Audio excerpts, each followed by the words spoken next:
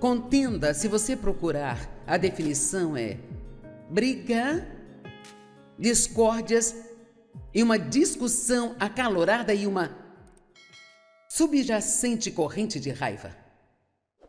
E essa corrente de raiva é a parte perigosa da contenda. Isto é como talvez, digamos, na igreja. Eu me lembro de ir à igreja com meus amigos aos domingos, saíamos e tomávamos café da manhã depois da igreja e levávamos o pastor para almoçar. Eu gostava disso. Eu não sabia de nada na época. Eu ia à igreja, mas eu não vivia para Deus. E realmente creio que era nascida de novo, mas simplesmente não sabia de nada. E sabe, não importa o quão nascido de novo você seja, se não sabe nada, as pessoas perecem por falta de conhecimento. É por isso que é tão importante que você leia bons livros e ouça boas pregações, ungidas e verdadeiras. A Bíblia diz que nos últimos dias as pessoas terão coceira nos ouvidos e procurarão por aí até encontrar alguém que esteja dizendo o que elas querem ouvir, não necessariamente o que precisam ouvir. E assim, como ministra, eu estou comprometida, e se há outros professores aqui que ensinam a Bíblia, devemos estar comprometidos em dizer o que Deus quer que digamos, não o que as pessoas querem ouvir. Amém?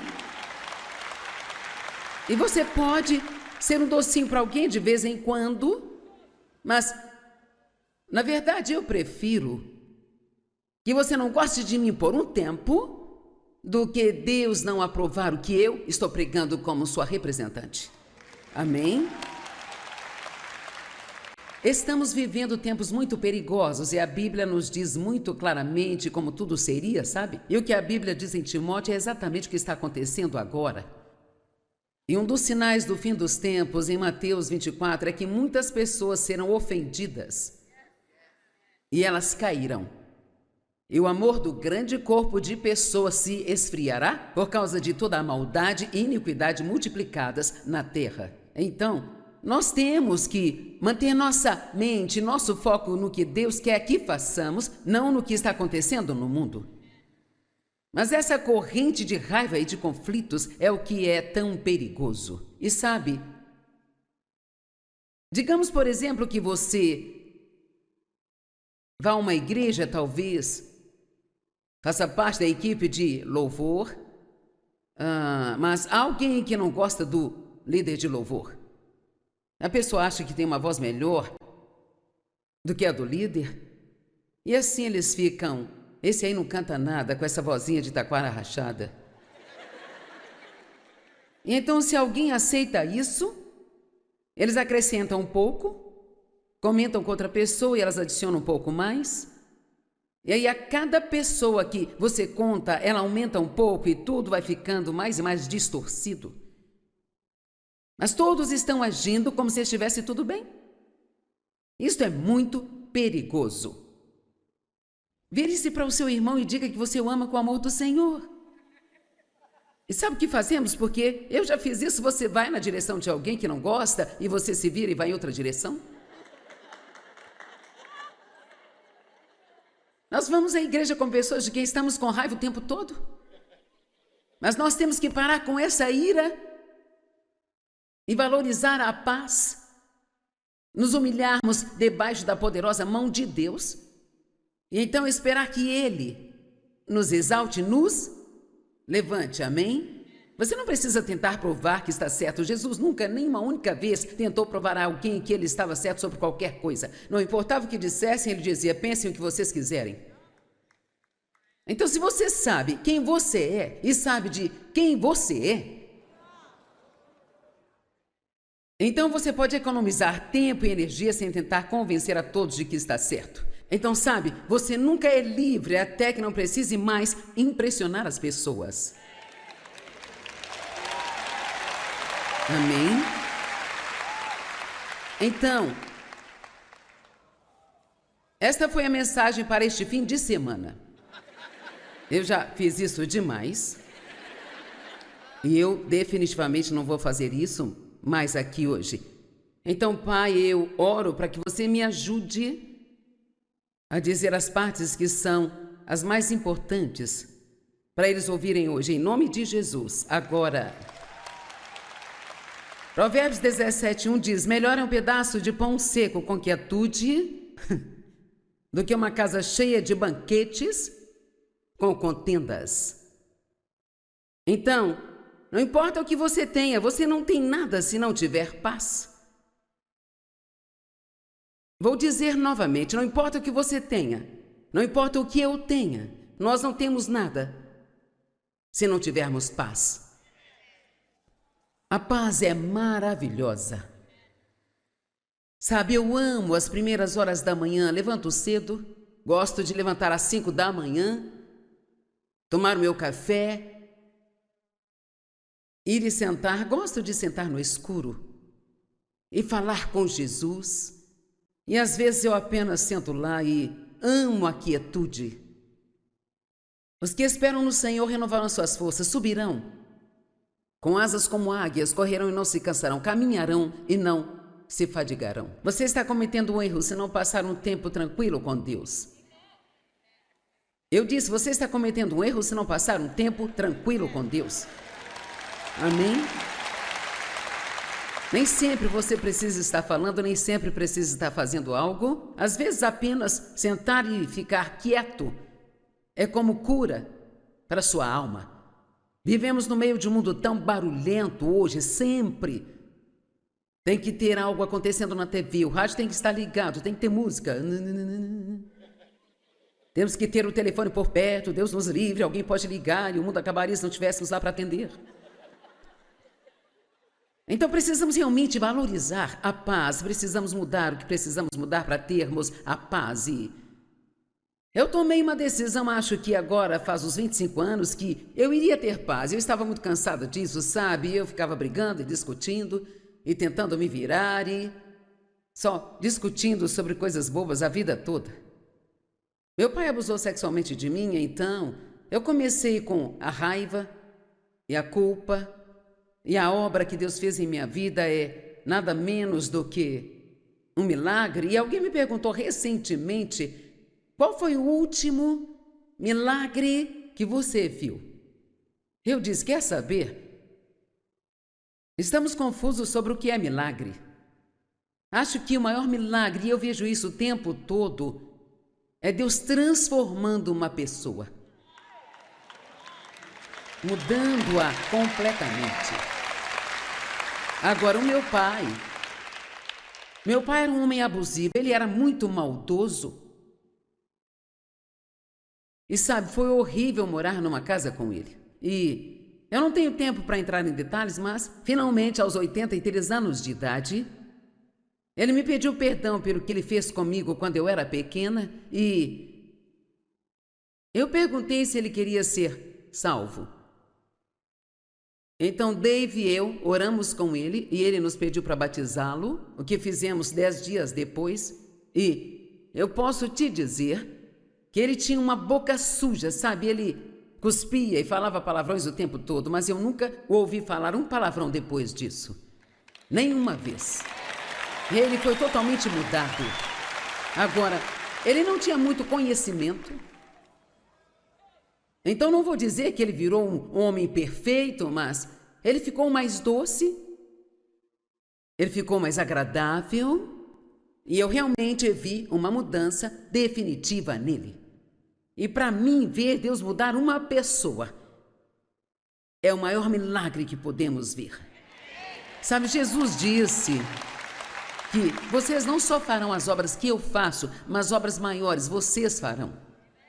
E por muito tempo eu não entendi isso. Como poderia alguém fazer algo maior do que o que Jesus fez?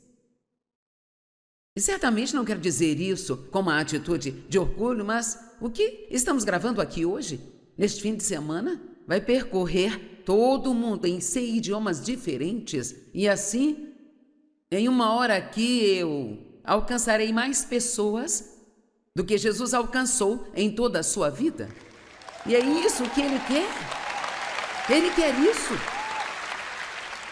Ele deixou aqueles 12 homens para espalhar o Evangelho pelo mundo, e nós somos os representantes de Deus e precisamos de... Se você tomar uma decisão, eu não estou pedindo que você faça algo grande, não precisa ser um grande ministério, não precisa pregar para todos no trabalho, estou só pedindo que você tome a decisão de sair no mundo e apenas viver da maneira que você deveria viver como cristão.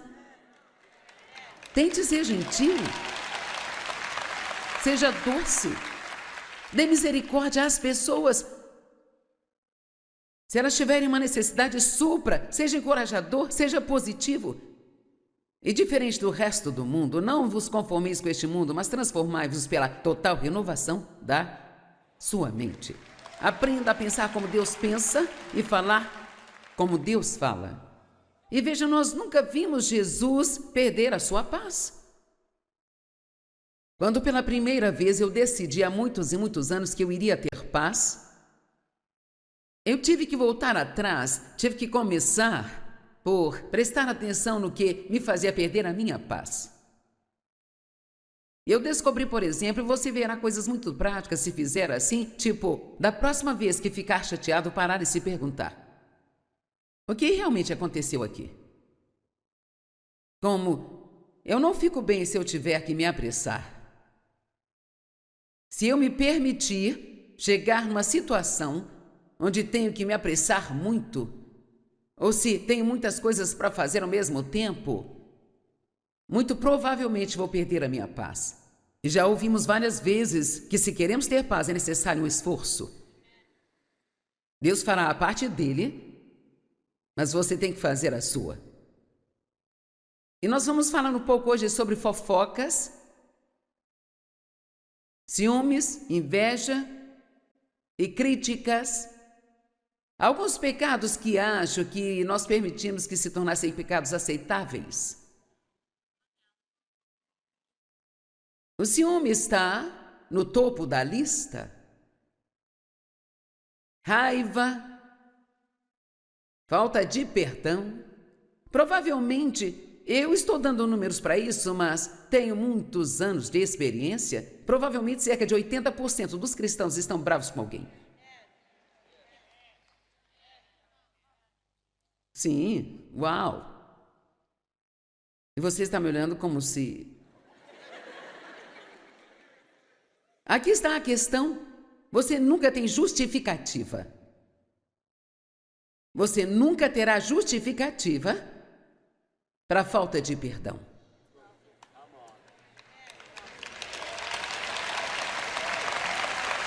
Não há justificativa para a falta de perdão e você diz: você não sabe o que fizeram comigo. Não importa, pois Deus diz para você perdoar e Ele cuidará do resto. Mas Deus não poderá trabalhar em seu favor se você ficar segurando a falta de perdão contra alguém. Agora, o perdão não é um sentimento. O amor não é um sentimento, é uma decisão sobre como você vai tratar alguém. Então a Bíblia diz que você perdoa.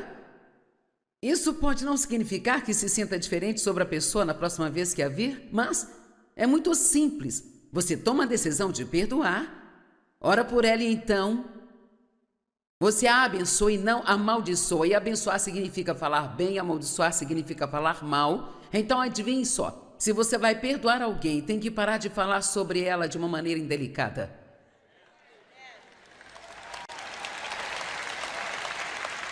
Agora suas palmas estão ficando um pouco fraquinhas, hein? Sabe, nós realmente queremos contar para alguém o que a gente só quer contar, o que eles fizeram conosco. Você estará muito melhor se orar e deixar Deus trabalhar.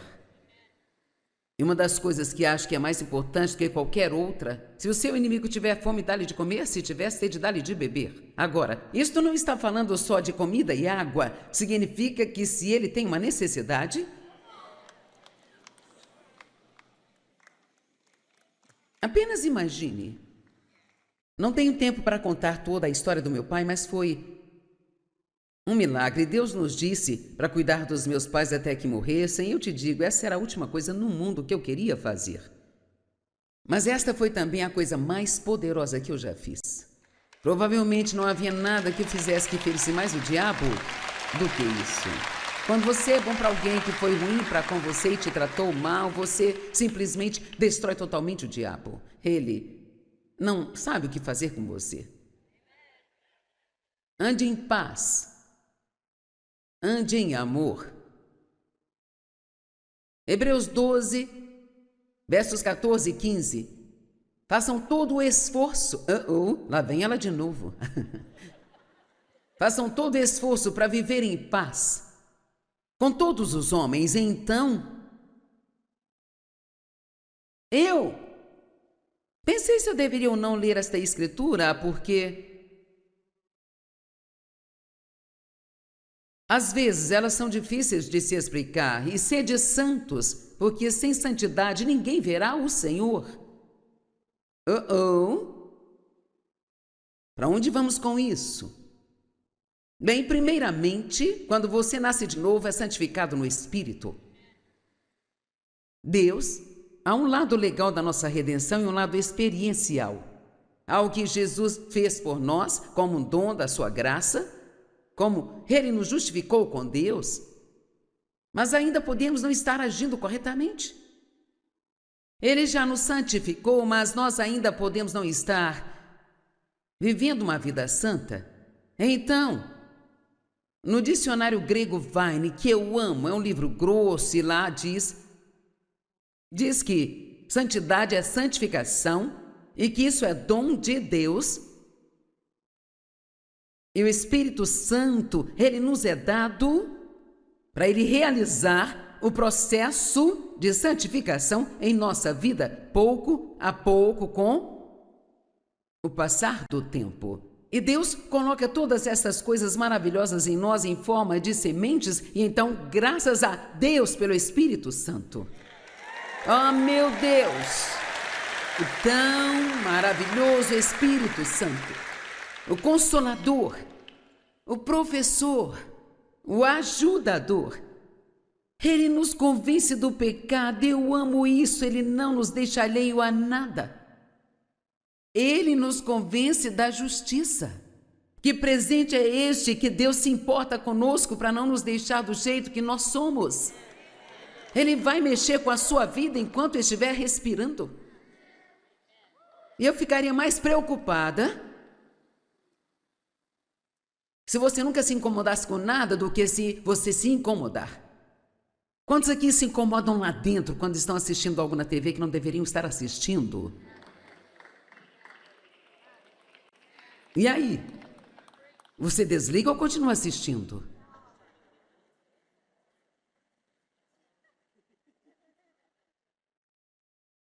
Sim, eu estou quieta de propósito. Eu passo pela mesma coisa. Você está interessado em uma série, quer ver como ela termina? Então você começa a arranjar desculpas para as coisas. Então a gente vai e faz aquilo que dá na telha. E então o que acontece? Sempre ficamos arruinados no dia seguinte com a culpa. Eu não quero mais viver desse jeito. Eu não preciso saber como a série termina. É só... tchau. Vou para outra coisa. Eu tenho que ter paz. Não quero perder um dia inteiro me sentindo culpada porque eu tinha que ver a última cena daquela coisa. Ok, bem, o que é santidade? Eu não quero que você pense, sem santidade ninguém verá o Senhor. Isso significa que eu não vou mais para o céu. Mas santidade significa dedicado e consagrado a Deus. Uma pessoa santa, ela é uma pessoa dedicada ao serviço de Deus e que é moralmente e espiritualmente excelente. Então, santidade obviamente tem a ver com o nosso comportamento, mas acima de tudo tem a ver com o coração. Porque até que o coração esteja certo, seu comportamento nunca mudará. Quando você fica realmente comprometido com Deus, sabe, totalmente comprometido. E veja, na verdade, foi isso que aconteceu na minha vida. Eu nasci de novo quando eu era criança. Não por causa dos meus pais, eles nunca me levaram a lugar nenhum, mas Eu tinha consciência de que eu precisava ser salvo. Eu nem sei como sabia disso, mas eu tinha um avô que orava e ele provavelmente orava por mim. Então, um certo dia, eu fui à igreja com alguns parentes que visitávamos e meu pai tinha saído para beber, o que ele fazia sempre que podia, sabe? E eu fui ao altar naquela noite e recebi a Cristo. Mas o diabo mentiu para mim depois disso, e da primeira vez que eu fiz algo que achava errado, ele me disse que eu havia perdido a minha salvação e eu nunca tive nenhum tipo de relacionamento com Deus depois disso, sabe? Até eu ser adulta. Mas quando olho para trás, agora eu vejo a marca de Deus em toda a minha vida, e mesmo que eu não entendesse o que estava acontecendo, o tempo todo Ele cuidava de mim.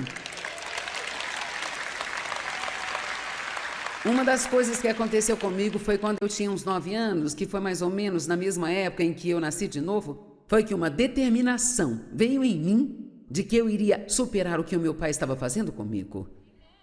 Eu me lembro de deitar na cama e pensar, um dia eu vou fazer algo grande.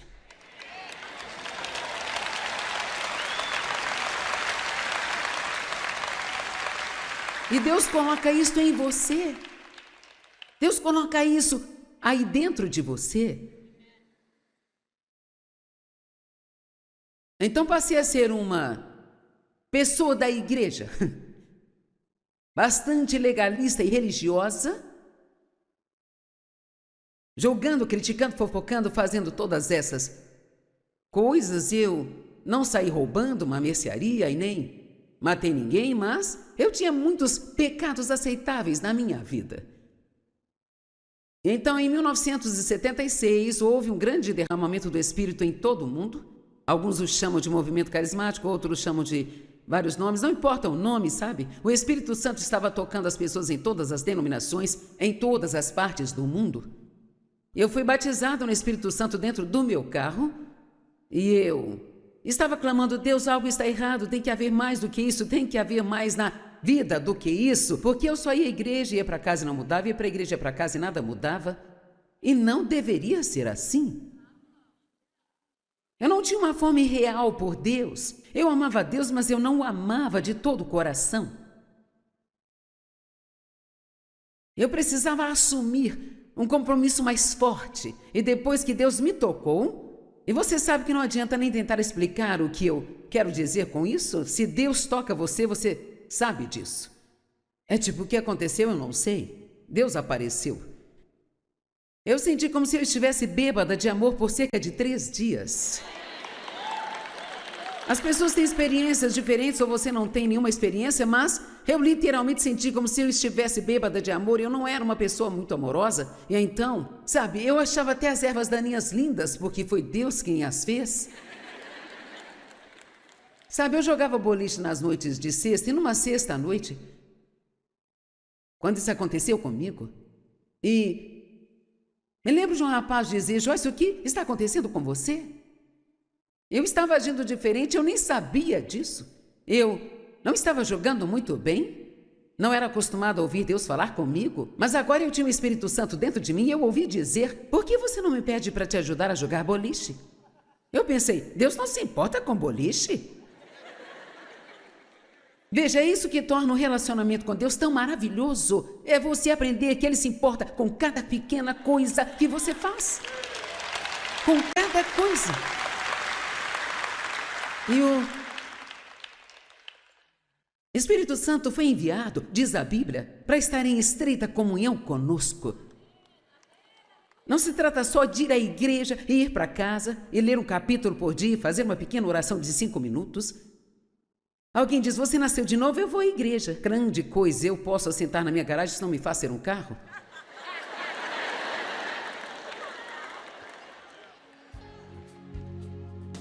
Mas depois desse toque de Deus, sabe, eu levei a sério a minha caminhada com Deus e eu tenho levado isso a sério desde então.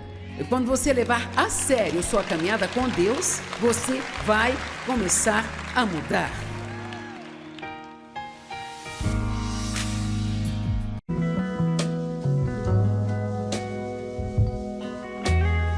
Contenda, se você procurar, a definição é briga, discórdias e uma discussão acalorada e uma subjacente corrente de raiva.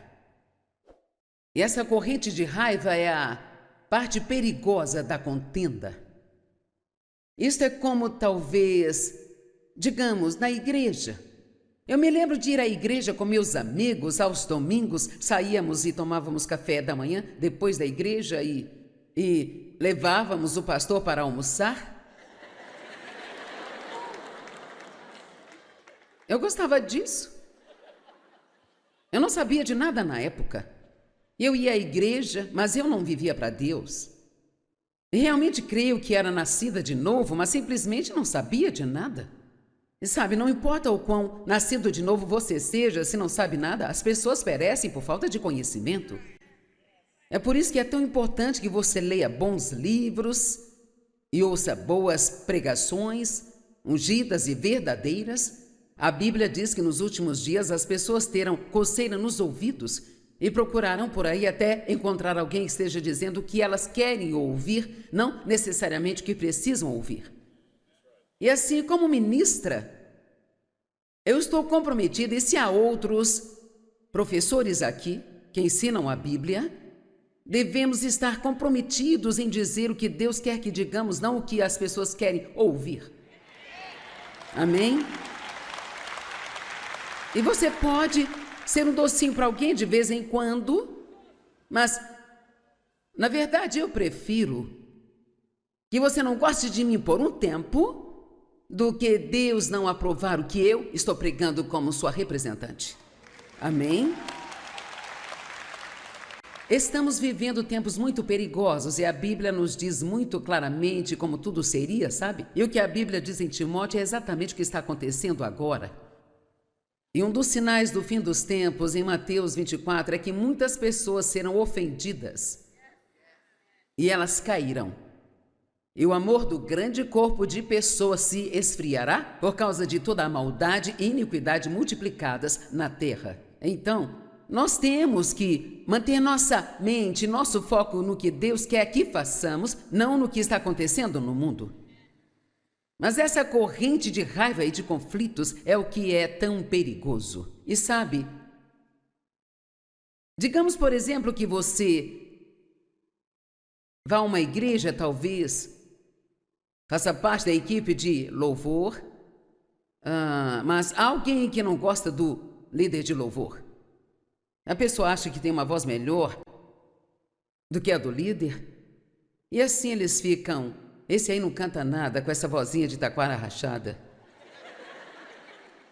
E então, se alguém aceita isso, eles acrescentam um pouco, comentam com outra pessoa e elas adicionam um pouco mais. E aí, a cada pessoa que você conta, ela aumenta um pouco e tudo vai ficando mais e mais distorcido. Mas todos estão agindo como se estivesse tudo bem. Isto é muito perigoso. Vire-se para o seu irmão e diga que você o ama com o amor do Senhor. E sabe o que fazemos? Porque eu já fiz isso, você vai na direção de alguém que não gosta e você se vira e vai em outra direção. Nós vamos à igreja com pessoas de quem estamos com raiva o tempo todo. Mas nós temos que parar com essa ira e valorizar a paz, nos humilharmos debaixo da poderosa mão de Deus.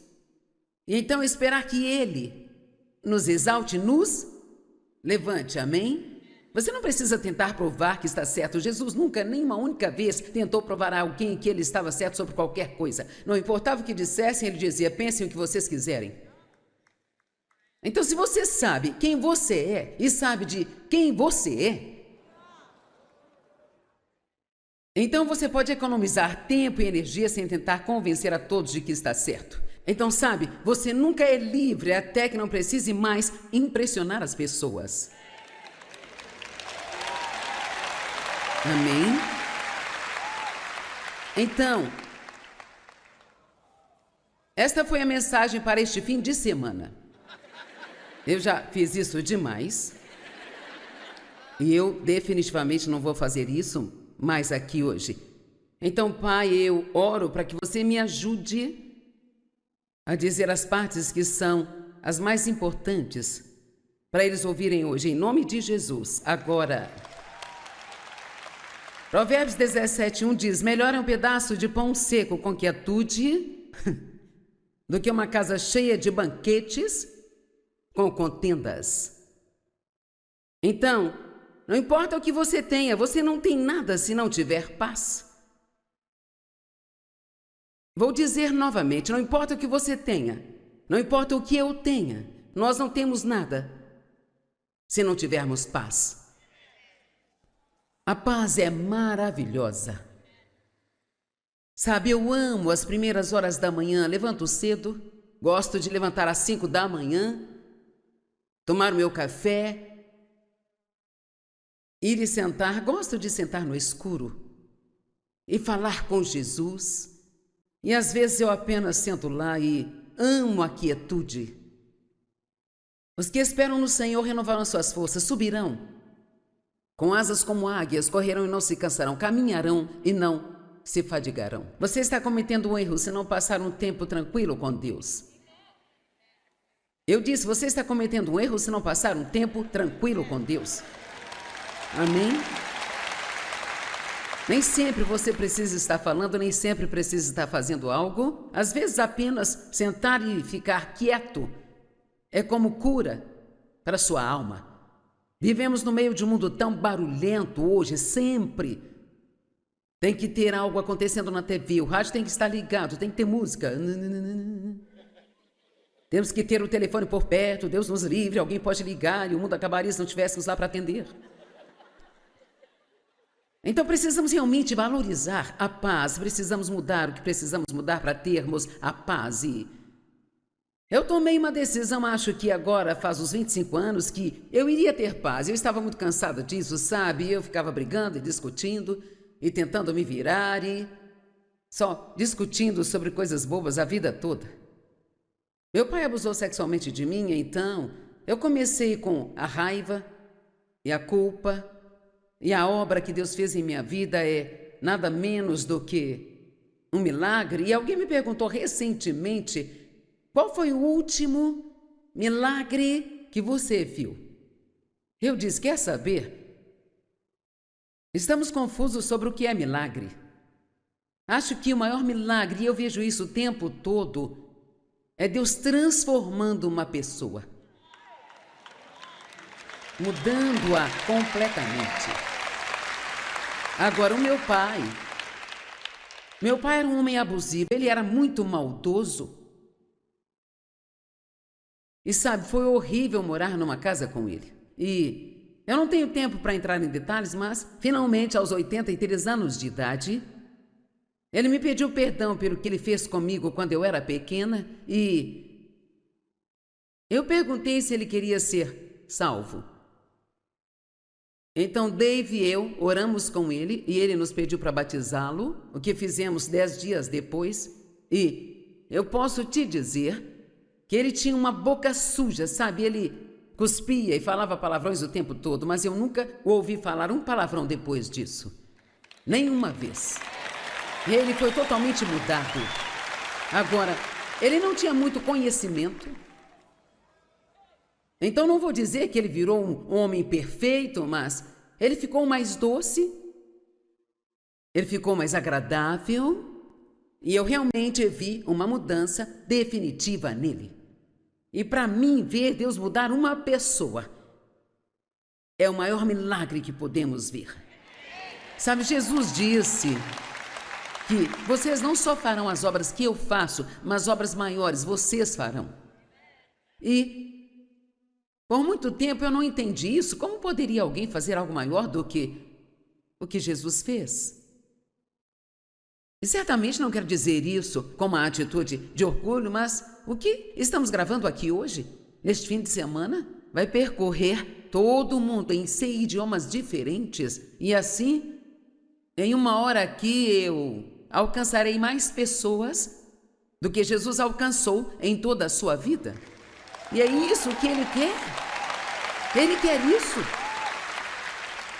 Ele deixou aqueles 12 homens para espalhar o Evangelho pelo mundo, e nós somos os representantes de Deus e precisamos de... Se você tomar uma decisão, eu não estou pedindo que você faça algo grande, não precisa ser um grande ministério, não precisa pregar para todos no trabalho, estou só pedindo que você tome a decisão de sair no mundo e apenas viver da maneira que você deveria viver como cristão.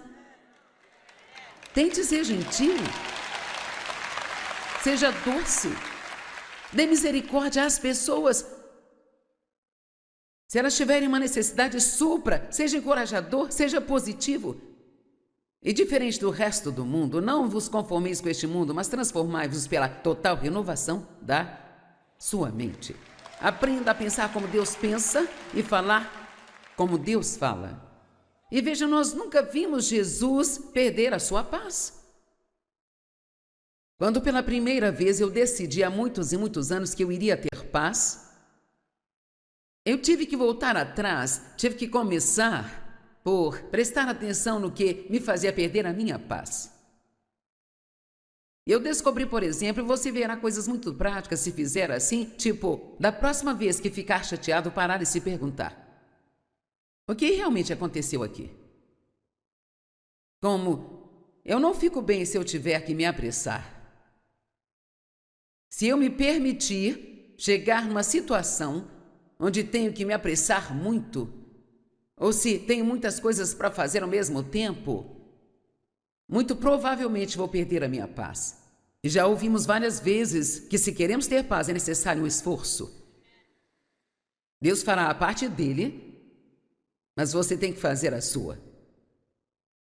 E nós vamos falar um pouco hoje sobre fofocas, ciúmes, inveja e críticas. Alguns pecados que acho que nós permitimos que se tornassem pecados aceitáveis. O ciúme está no topo da lista. Raiva, falta de perdão. Provavelmente, eu estou dando números para isso, mas tenho muitos anos de experiência. Provavelmente cerca de 80% dos cristãos estão bravos com alguém. Sim, uau! E você está me olhando como se... Aqui está a questão.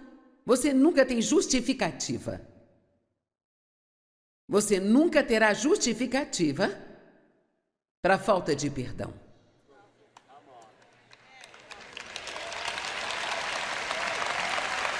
Não há justificativa para a falta de perdão e você diz: você não sabe o que fizeram comigo. Não importa, pois Deus diz para você perdoar e Ele cuidará do resto. Mas Deus não poderá trabalhar em seu favor se você ficar segurando a falta de perdão contra alguém. Agora, o perdão não é um sentimento. O amor não é um sentimento, é uma decisão sobre como você vai tratar alguém. Então a Bíblia diz que você perdoa. Isso pode não significar que se sinta diferente sobre a pessoa na próxima vez que a vir, mas é muito simples. Você toma a decisão de perdoar, ora por ela e então você a abençoa e não amaldiçoa. E abençoar significa falar bem, amaldiçoar significa falar mal. Então adivinhe só, se você vai perdoar alguém, tem que parar de falar sobre ela de uma maneira indelicada.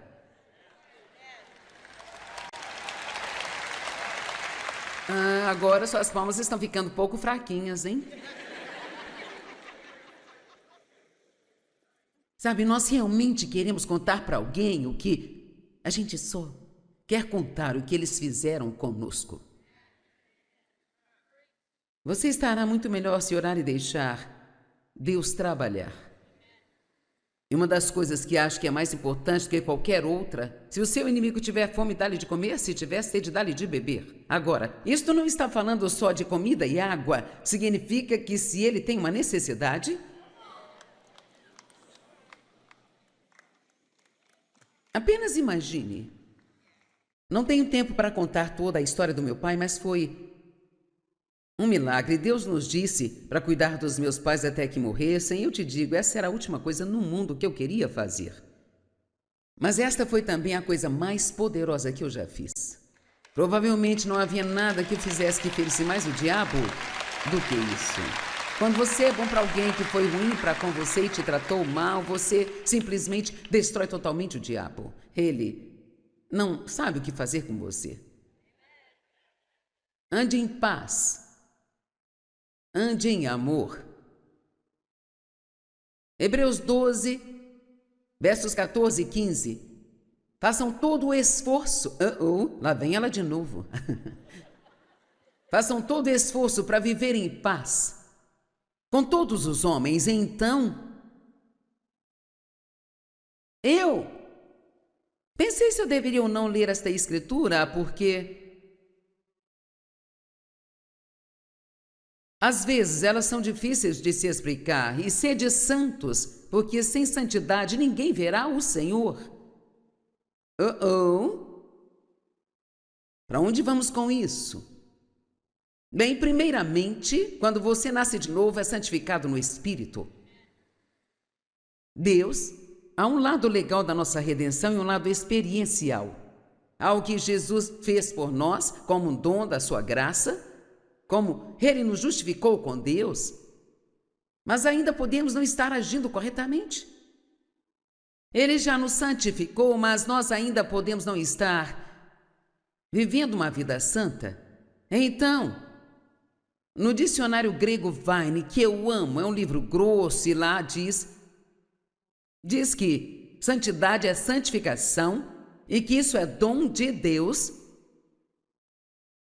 E o Espírito Santo, ele nos é dado para ele realizar o processo de santificação em nossa vida, pouco a pouco, com o passar do tempo. E Deus coloca todas essas coisas maravilhosas em nós em forma de sementes, e então, graças a Deus pelo Espírito Santo.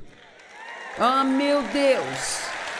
O tão maravilhoso Espírito Santo, o Consolador, o Professor, o Ajudador.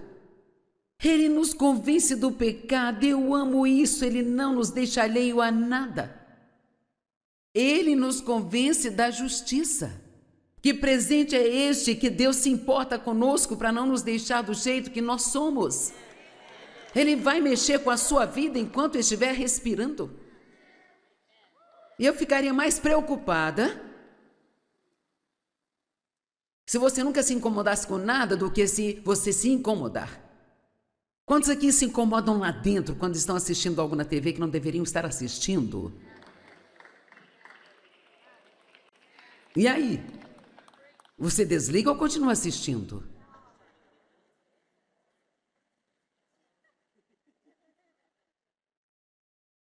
Sim, eu estou quieta de propósito. Eu passo pela mesma coisa. Você está interessado em uma série, quer ver como ela termina? Então você começa a arranjar desculpas para as coisas. Então a gente vai e faz aquilo que dá na telha. E então o que acontece? Sempre ficamos arruinados no dia seguinte com a culpa. Eu não quero mais viver desse jeito. Eu não preciso saber como a série termina. É só... tchau. Vou para outra coisa. Eu tenho que ter paz. Não quero perder um dia inteiro me sentindo culpada porque eu tinha que ver a última cena daquela coisa. Ok, bem, o que é santidade? Eu não quero que você pense, sem santidade ninguém verá o Senhor. Isso significa que eu não vou mais para o céu. Mas santidade significa dedicado e consagrado a Deus. Uma pessoa santa, ela é uma pessoa dedicada ao serviço de Deus e que é moralmente e espiritualmente excelente. Então, santidade obviamente tem a ver com o nosso comportamento, mas acima de tudo tem a ver com o coração. Porque até que o coração esteja certo, seu comportamento nunca mudará. Quando você fica realmente comprometido com Deus, sabe, totalmente comprometido. E veja, na verdade, foi isso que aconteceu na minha vida. Eu nasci de novo quando eu era criança. Não por causa dos meus pais, eles nunca me levaram a lugar nenhum, mas Eu tinha consciência de que eu precisava ser salvo. Eu nem sei como sabia disso, mas eu tinha um avô que orava e ele provavelmente orava por mim. Então, um certo dia, eu fui à igreja com alguns parentes que visitávamos e meu pai tinha saído para beber, o que ele fazia sempre que podia, sabe? E eu fui ao altar naquela noite e recebi a Cristo. Mas o diabo mentiu para mim depois disso, e da primeira vez que eu fiz algo que achava errado, ele me disse que eu havia perdido a minha salvação e eu nunca tive nenhum tipo de relacionamento com Deus depois disso, sabe? Até eu ser adulta. Mas quando olho para trás, agora eu vejo a marca de Deus em toda a minha vida, e mesmo que eu não entendesse o que estava acontecendo, o tempo todo Ele cuidava de mim. Uma das coisas que aconteceu comigo foi quando eu tinha uns 9 anos, que foi mais ou menos na mesma época em que eu nasci de novo, foi que uma determinação veio em mim de que eu iria superar o que o meu pai estava fazendo comigo. Eu me lembro de deitar na cama e pensar, um dia eu vou fazer algo grande.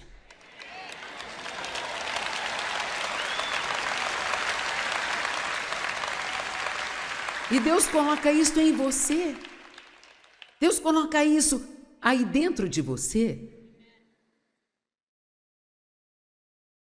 Então passei a ser uma pessoa da igreja, bastante legalista e religiosa, julgando, criticando, fofocando, fazendo todas essas coisas. Eu não saí roubando uma mercearia e nem matei ninguém, mas eu tinha muitos pecados aceitáveis na minha vida. Então, em 1976, houve um grande derramamento do Espírito em todo o mundo. Alguns o chamam de movimento carismático, outros chamam de vários nomes, não importa o nome, sabe? O Espírito Santo estava tocando as pessoas em todas as denominações, em todas as partes do mundo. Eu fui batizado no Espírito Santo dentro do meu carro e eu estava clamando, Deus, algo está errado, tem que haver mais do que isso, tem que haver mais na vida do que isso, porque eu só ia à igreja, ia para casa e não mudava, ia para a igreja, ia para casa e nada mudava, e não deveria ser assim. Eu não tinha uma fome real por Deus, eu amava Deus, mas eu não o amava de todo o coração. Eu precisava assumir um compromisso mais forte, e depois que Deus me tocou, e você sabe que não adianta nem tentar explicar o que eu quero dizer com isso, se Deus toca você, você sabe disso. É tipo, o que aconteceu eu não sei, Deus apareceu. Eu senti como se eu estivesse bêbada de amor por cerca de 3 dias. As pessoas têm experiências diferentes ou você não tem nenhuma experiência, mas eu literalmente senti como se eu estivesse bêbada de amor. Eu não era uma pessoa muito amorosa. E então, sabe, eu achava até as ervas daninhas lindas, porque foi Deus quem as fez. Sabe, eu jogava boliche nas noites de sexta, e numa sexta à noite, quando isso aconteceu comigo, e me lembro de um rapaz dizer, Joyce, o que está acontecendo com você? Eu estava agindo diferente, eu nem sabia disso. Eu não estava jogando muito bem, não era acostumado a ouvir Deus falar comigo, mas agora eu tinha o Espírito Santo dentro de mim e eu ouvi dizer, por que você não me pede para te ajudar a jogar boliche? Eu pensei, Deus não se importa com boliche? Veja, é isso que torna o relacionamento com Deus tão maravilhoso. É você aprender que Ele se importa com cada pequena coisa que você faz. Com cada coisa. E o Espírito Santo foi enviado, diz a Bíblia, para estar em estreita comunhão conosco. Não se trata só de ir à igreja e ir para casa e ler um capítulo por dia e fazer uma pequena oração de 5 minutos. Alguém diz, você nasceu de novo? Eu vou à igreja. Grande coisa, eu posso assentar na minha garagem se não me faz ser um carro?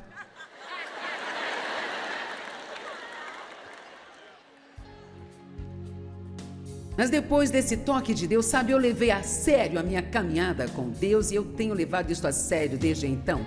E quando você levar a sério sua caminhada com Deus, você vai começar a mudar.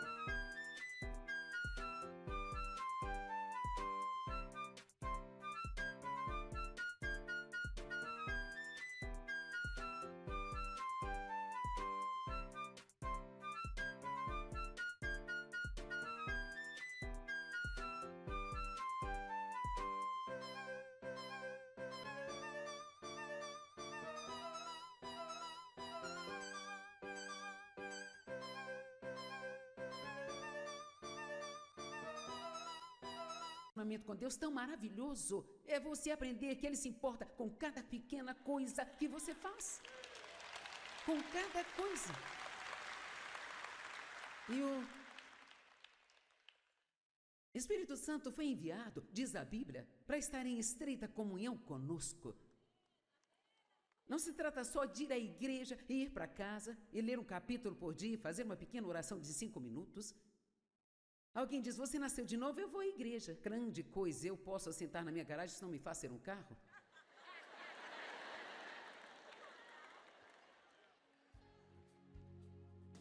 Mas depois desse toque de Deus, sabe, eu levei a sério a minha caminhada com Deus e eu tenho levado isso a sério desde então. E quando você levar a sério sua caminhada com Deus, você vai começar a mudar.